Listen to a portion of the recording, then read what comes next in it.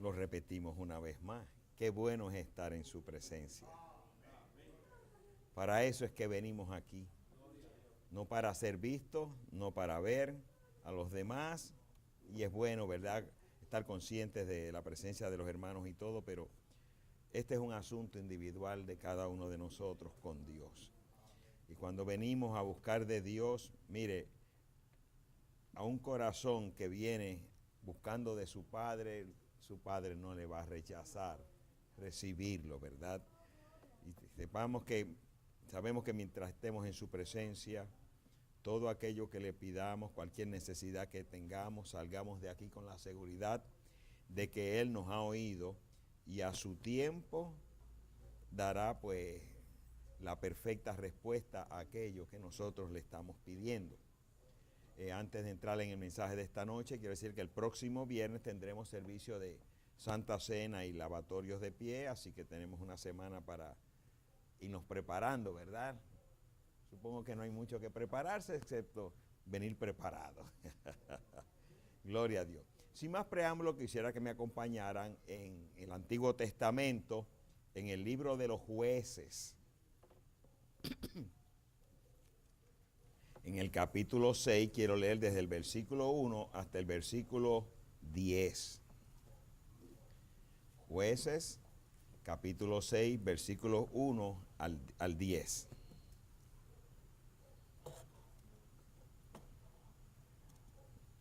Y lo leo en el nombre de nuestro Señor Jesucristo y dice de la siguiente manera: Los hijos de Israel hicieron lo malo ante los ojos de Jehová, y Jehová los entregó en mano de Madián por 7 años. Y la mano de Madián prevaleció contra Israel. Y los hijos de Israel, por causa de los madianitas, se hicieron cuevas en los montes y cavernas y lugares fortificados. Pues sucedía que cuando Israel había sembrado, subían los madianitas y amalecitas y los hijos del oriente contra ellos. Subían y los atacaban. Y acampando contra ellos destruían los frutos de la tierra hasta llegar a Gaza. Y no dejaban qué comer en Israel, ni ovejas, ni bueyes, ni asnos. Porque subían ellos y sus ganados y venían con sus tiendas en grande multitud como langostas. Ellos y sus camellos eran innumerables. Así venían a la tierra para devastarla. De este modo empobrecía a Israel en gran manera por causa de Madián, y los hijos de Israel clamaron a Jehová. Y cuando los hijos de Israel clamaron a Jehová a causa de los madianitas, Jehová envió a los hijos de Israel un varón profeta, el cual les dijo: Así ha dicho Jehová Dios de Israel: Yo os hice salir de Egipto, y os saqué de la casa de servidumbre. Os libré de mano de los egipcios y de mano de todos los que os afligieron, a los cuales eché de delante de vosotros y os di su tierra. Y os dije: Yo soy Jehová vuestro Dios. No temáis a los dioses de los amorreos, en cuya tierra habitáis, pero no habéis obedecido a mi voz. Hasta aquí la lectura de esta porción de su santa y bendita palabra. Vayamos al autor de ella. Amantísimo Dios y Padre nuestro, gracias te damos, Jesucristo, porque una vez más nos permites congregarnos en armonía, en amor fraternal, en una sola mente, en un solo propósito, encontrarnos en tu presencia, Señor amado, y recibir de ti palabras que tienen que ver con nuestro aparejamiento hacia la vida eterna. Padre mío y Dios mío, te pido que manifiestes tus atributos, manifiestes virtudes tuyas mientras tu palabra está saliendo. Manifiéstate como sanador, manifiéstate como salvador, manifiéstate, Señor amado, como Jehová Jireh, el que proveerá en medio de las circunstancias. Padre celestial, muchos buscamos la salida a problemas y a dificultades. Permítenos confiar en ti, Señor amado, y danos que podamos tener suficiente paciencia para esperar en ti y templanza para controlarnos a nosotros mismos mientras esperamos en ti. Oh Padre celestial y Dios mío, te doy gracias, Señor amado, porque sé que esta no será una noche más, sino será algo especial. Padre mío, lo estoy esperando, Señor, y si hay un abismo clamando, hay otro que va a responder. Padre celestial, te doy las gracias en el nombre de tu Hijo amado Jesús. Amén. Pueden sentarse. Tengo como tema en esta noche evidencia de la resurrección. Y pudiéramos decir, pero para ese título, ¿por qué el hermano está tocando estas escrituras? Bueno, esas son las que el Espíritu Santo me guió para que las fuera a tocar. Si miramos un poco hacia atrás, veremos que en años pasados el pensamiento que había entre nosotros como seguidores de la palabra de Dios, que nuestro esfuerzo era por la salvación, ¿verdad?, de nuestra alma, la cual nos dice la Escritura que la procuremos con temor y temblor. Procurar la santificación de nuestro cuerpo, porque sin santidad nadie vería al Señor. Y mirando dentro de esos ámbitos, si podíamos permanecer, ¿verdad?, en la búsqueda del Señor y mantenernos en santidad, creyendo por fe lo que decía su palabra, pues lo único que faltaba era el arrebatamiento de nosotros mientras estamos en vida para irnos con Él en lo que llamamos el rapto. Y durante muchos años, ese ha sido el pensamiento en la mente de muchos seguidores de este mensaje. La salvación, y mientras de nuestra alma, la cual creemos que ya la tenemos, mantenernos en santidad y nos vamos con el Señor. Sin embargo, el Señor, que lo sabe todo, pues nos ha traído un despertamiento a una serie de escrituras que se tienen que cumplir más allá de la salvación y de la santificación antes de que el rapto acontezca. En los versículos que yo he estado trayendo, el que acabamos de leer, vemos que empieza diciendo: los hijos de Israel hicieron lo malo ante los ojos de Jehová, y Jehová los entregó en mano de Madián por 7 años. Siempre que el pueblo de Dios, ya sea el pueblo hebreo o nosotros el pueblo entre los gentiles, entramos en desobediencia a la palabra de Dios, Dios permite, y sabemos que Él es perfecto, y como Él obra una vez, siempre va a estar obrando. Él permite que vengan tiempos difíciles para obligarnos a nosotros a inquirir delante de Dios, pero ¿y por qué nos está pasando esto? Y podamos entonces entrar en oración y entrar a clamar para buscar que Dios nos dé la salida.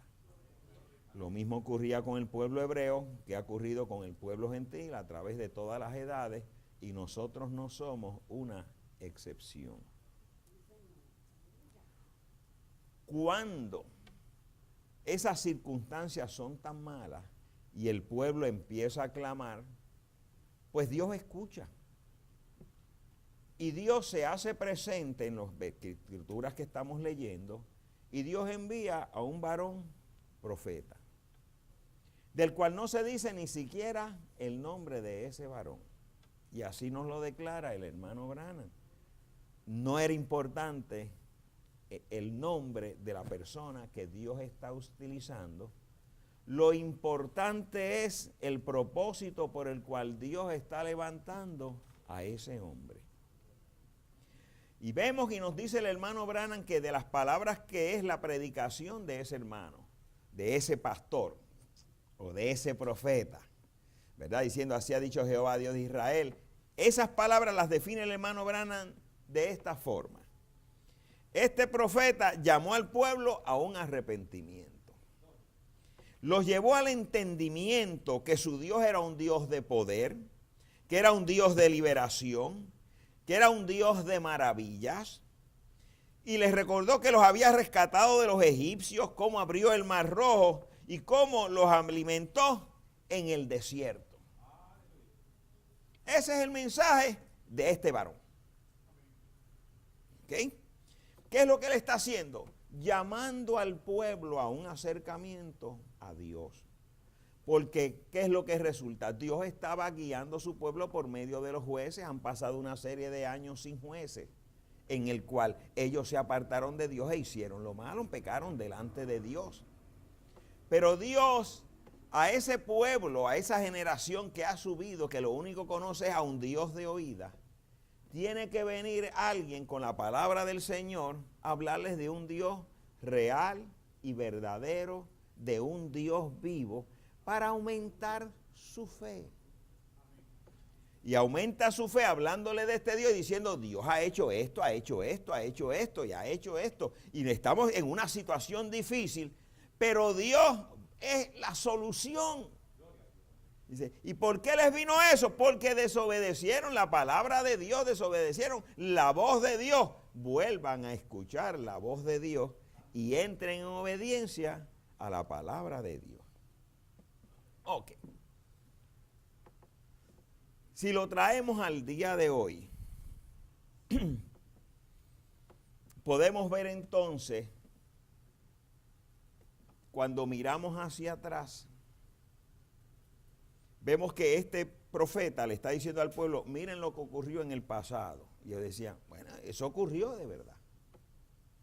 En nuestros días podemos mirar hacia el pasado, al pasado reciente, y ver a Dios moviéndose en carne humana una vez más durante el ministerio del hermano Branham. Y leemos de él, escuchamos su propia voz, ¿verdad? Y algo dentro de nosotros nos dice, eso fue fiel y verdadero. Este Dios es real, es un Dios vivo. Millones de personas lo pueden leer y a ellos no les impactó. Pero algo dentro de nosotros, y ese algo es un poder sobrenatural, es el Espíritu Santo, nos lleva a nosotros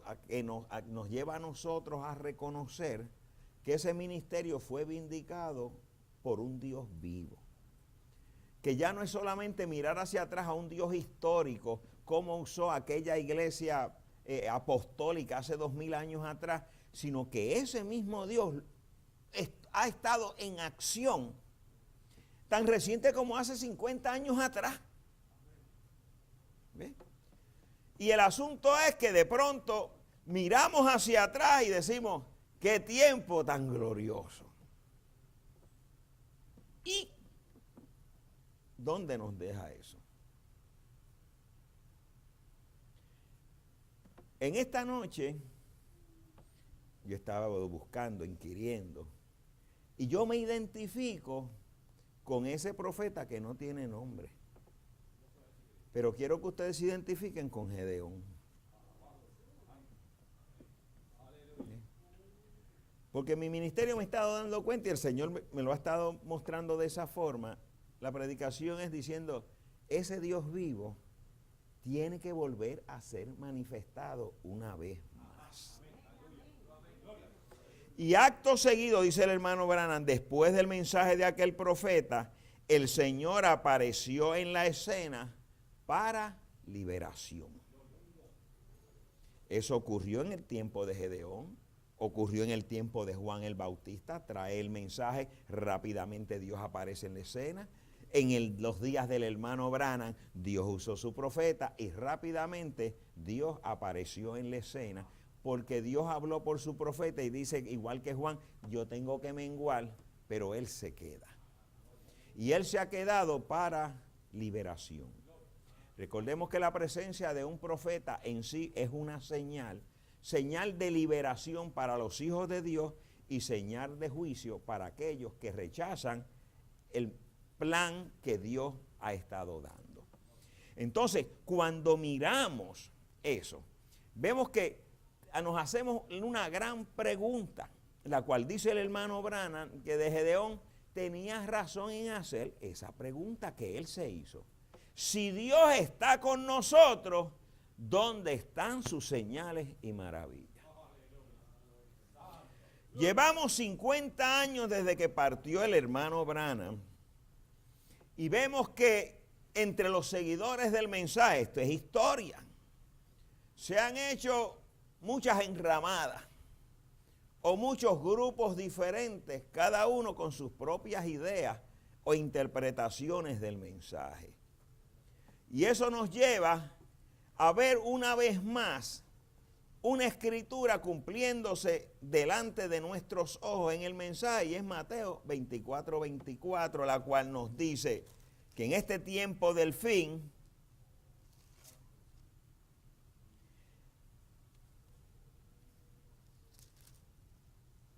se levantarían falsos ungidos y falsos maestros, y harían grandes señales y prodigios, de tal manera que engañarían, si fuere posible, aún a los escogidos. El aceptar que el enemigo entró dentro de los seguidores del mensaje, no todos los ministros de este mensaje lo aceptan. Y años atrás decían, el mensaje es puro, los seguidores son puros. El mensaje sí es puro, pero los seguidores no son puros. Y asimismo como Dios, Él es constante en sus modos, también el enemigo de las almas es constante en sus modos. Y de la misma forma que Él infiltró todos los demás grupos de Dios a través de todas las edades, también infiltró este grupo. Y vemos que falsos maestros, falsos profetas, cada uno con interpretaciones de la palabra, y de tal forma que hay una gran división entre aquellos que nos llamamos seguidores del mensaje. Miramos como miraba el hermano Branham hacia atrás y decía, fíjense que los bautistas no se tratan con los metodistas, con los pentecostales, con los protestantes. Lo mismo ocurre en estos últimos 50 años, y lo que tenemos es una gran división entre el llamado pueblo de Dios. Cada uno con sus caciques, pero muy poquitos siguiendo la dirección del Espíritu Santo. Entonces, cuando miramos a nuestro alrededor, le decimos, ok, el Dios que estuvo con el hermano Branham, ¿dónde está? La misma pregunta que hizo Eliseo cuando Elías partió.